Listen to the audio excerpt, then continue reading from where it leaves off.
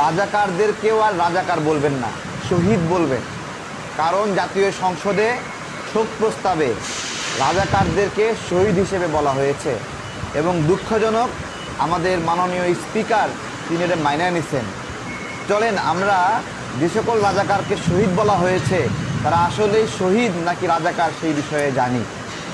কাদের মোল্লা মিরপুরে গণহত্যা এবং সাধারণ মানুষকে হত্যা, মুক্তিযোদ্ধা ও বুদ্ধিজীবীদের উপর নির্যাতন, হত্যা এবং নিরীহ মানুষকে ধরে নিয়ে হত্যা, লাশ গুম করার সঙ্গে অভিযুক্ত। এই কারণে ওনাকে শাস্তি দেওয়া হয়েছে। উনি এখন শহীদ হয়ে গেছেন, ওনার নাম শহীদ, জীবিত শহীদ। এটিএম আজহার বলেছেন উনি একজন শহীদ। এটিএম আজহারকে জীবিত শহীদ বললাম যে রংপুরে গণহত্যার সঙ্গে অভিযুক্ত ছিল। 1400 মানুষকে হত্যা, 14 জনকে সরাসরি হত্যায় জড়িত থাকা, অনেক মানুষকে গুম করা, এই বিষয়গুলোর সঙ্গে এটিএম আজহার নিজে জড়িত ছিলেন। তিনি জেলে ছিলেন এবং তিনি শুকরিয়া আদায় করছেন। জুলাই গণ অভ্যুত্থানের কারণে জেল থেকে মুক্ত হয়ে এই সংসদে আসতে পারছেন। জীবিত শহীদ এটিএম আজহারুল সাহেবের কথা বলছি। আর একজন শহীদের নাম বলছে মোহাম্মদ কামরুজ্জামান। আসেন, তার শেরপুরের বিধবা পল্লীর কথা জানেননি আপনারা? শেরপুরের বিধবা পল্লী গ্রামে একটা পুরুষকে বেঁচে রাখা হয়নি, পুরা সমস্ত নারী বিধবা হয়ে গেছে। সেই শেরপুরের কামরুজ্জামান সাহেব শেরপুরে গণহত্যা সংগঠনের নেতৃত্ব দিয়েছিলেন তিনি। নির্যাতন, অপহরণ, হত্যা এবং আল বদর বাহিনীর সহযোগিতায় মুক্তিযোদ্ধাদের হত্যা করেছিলেন তিনি শাস্তি পেয়েছেন। তার নাম জাতীয় সংসদে শোক প্রস্তাব হিসেবে শহীদ বলা হয়েছে। আলী হাসান মুজাহিদ, আমরা যে বুদ্ধিজীবী হত্যাকাণ্ডের কথা বলি না, এই যে চট্টগ্রামের বিশ্ববিদ্যালয়ের জামাতি উপাচার্য বলছিল যে বুদ্ধিজীবীদের হত্যায় পাক বাহিনী জড়িত না। আসলে পাক বাহিনী জড়িত থাক না থাক, মুজাহিদ সাহেব তার আল বদর দিয়ে বুদ্ধিজীবীদের তালিকা করছিলেন মারার জন্য, এবং এইটা পাক বাহিনীর যে কমান্ডার সে স্বীকার করেছিল এবং এইটা গোলাম আদমও স্বীকার করছিল। তাহলে এই লোককেও শহীদ হিসেবে শোক প্রস্তাবে নাম লেখাবে। এই তো আমাদের বুদ্ধিজীবীদের, কতজন বুদ্ধিজীবীকে হত্যা করা হয়েছিল জানেন? সংখ্যা লাগবে আপনাদের, সংখ্যা দিচ্ছি আপনাদেরকে। এই যে দেখেন কতজন বুদ্ধিজীবী। শিক্ষাবিদ 991 জন, চিকিৎসক 49 জন, আইনজীবী 42 জন, সাংবাদিক 13 জন, শিল্প সাহিত্যিক প্রকৌশলী 14 জন। এইভাবে প্রায় 1070 জনকে হত্যা করা হয়েছিল লিস্ট করে। সেই আলী মুজাহিদকে আমাদেরকে শহীদ বলতে হবে, এখন থেকে রাজাকার বলা যাবে না। মতিউর রহমান নিজামী আল বদর বাহিনীর প্রধান হিসেবে প্রধান ভূমিকা তিনি পালন করছেন। বুদ্ধিজীবী হত্যাকাণ্ডে জড়িত থাকার অভিযোগে তার উপর রায় হয়েছে। মীর কাসিম আলী চট্টগ্রামে ডালিম হোটেলের নাম মনে আসেনি? এই ডালিম হোটেলকে ক্যাম্প বানায় মানুষকে হত্যা করছে, নির্যাতন করছে এই মীর কাসিম আলী সাহেব। এই সব মানুষকে এখন থেকে শহীদ বলতে হবে। দুঃখজনক হলো আমি সঙ্গে সঙ্গে প্রতিক্রিয়া জানাতে পারি নাই। দুঃখজনক হলো ওইখানে বিএনপির বড় ভাইরা ছিল, তারাও এটা মেনে নিছে। এই জায়গায় আপনাদেরকে জিজ্ঞাসা করছি, বিএনপির দায় আছে?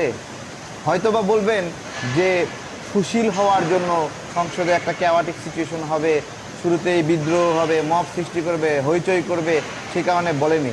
কিন্তু নামের সঙ্গে শহীদটা যে লাগালো শোক প্রস্তাবের সময়, আপনারা এইটুকু শহীদটা বাদ দিয়ে দিতে পারতেন না? এটা সব কিছু মিলেমিশে একটা সংসদ, ঠিক আছে বুঝতে পারছি, কিন্তু নামের সাথে শহীদ, এই যে মানুষগুলোকে হত্যা করছে সেই মানুষদের মধ্যে জীবিত শহীদ এটিএম আজহারুল সাহেব তো সংসদেই বসছে। বা এগুলো তো শহীদ হিসেবে দিচ্ছেন, এটা দায় আছে না আপনাদের? দায় আছে না? এই দায় কিভাবে শোধ করবেন?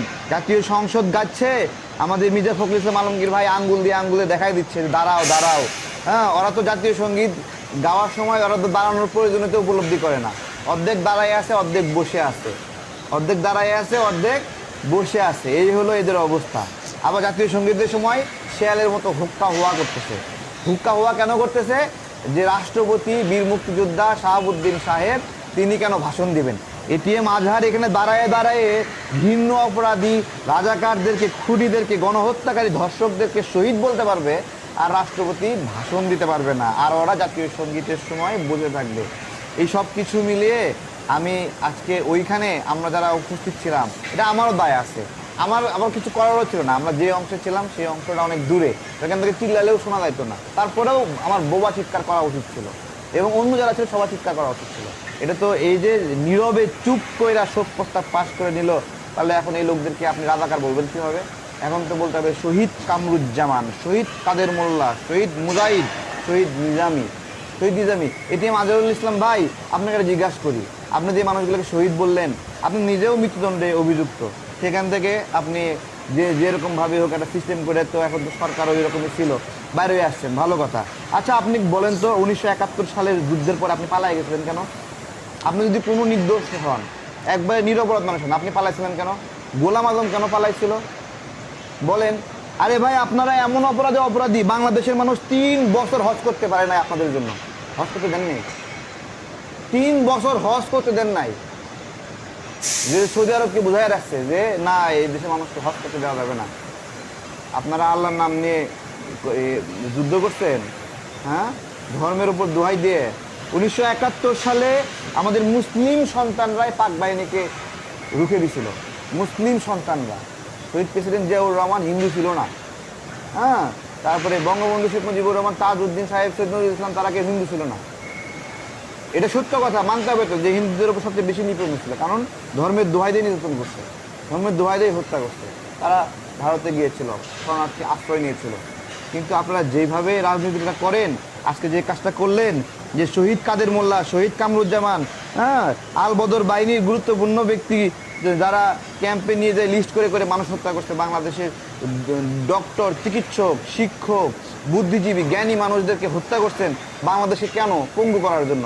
আপনারা খুব সৎ লোকের শাসক চান, সৎ লোক, ভালো ভালো মানুষগুলোকে মাইরা আবার বলেন সৎ লোকের শাসন চান, তাই না?